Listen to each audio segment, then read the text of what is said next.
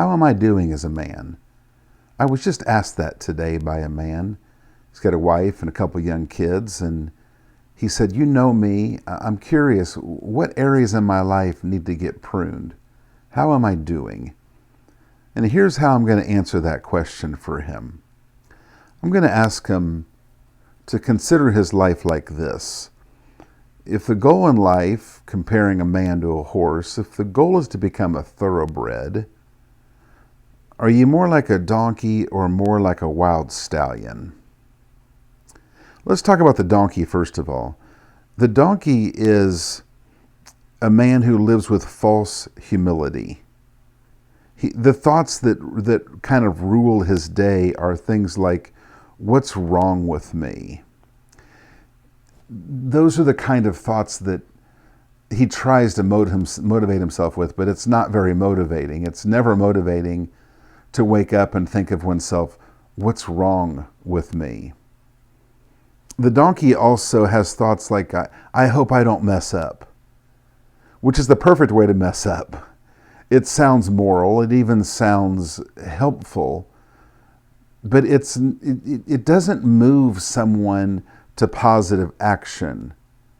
If I'm thinking, I hope I don't mess up, I'm not going to show up very boldly for the people in my life. I'm not going to be the person that people really want me to be if my thinking is, I hope I don't mess up.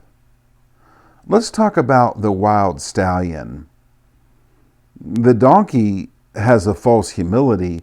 The wild stallion has a false confidence.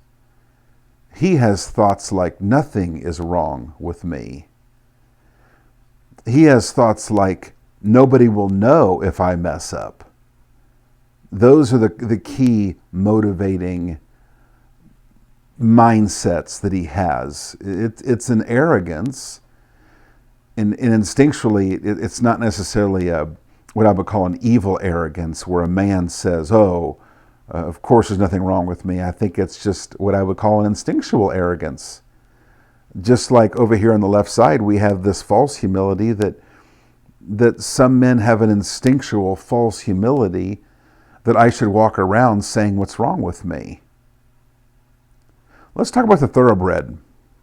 The thoroughbred lives with a true humility. Not a false confidence, not a false humility, a true humility. And they think things like this. It's the person that's a thoroughbred, they use their power for good in spite of weakness. You know that you have weakness, but you're more moved by what you can bring the world. You don't ignore your weakness, but you don't let your weakness stifle you from bringing your best into the world. Thoroughbreds also are honest about weakness. It is not it's not this mindset that, weakness doesn't matter. Like, I have my power, I'm going to use my power. Weakness, just get over it. Thoroughbreds are honest about weakness. So let's look at this. The donkey. The donkey is what I would call the powerless man, because he's more focused on what's wrong with him than boldly the giving of what he has to give. The wild stallion, this is what I would call the underachieving talented man. It's probably a talent that he has that causes him to have this false confidence. But this false confidence that says nothing is wrong with me, nobody will know if I mess up, this kind of arrogance will cause him to underachieve, because he doesn't realize how much his talent is really hurting other people or even hurting himself and holding himself back. But the thoroughbred, this is what I would call the powerful man. Humility is not about thinking you have no power. Humility is about having power that's under control. Humility is understanding your power has responsibility.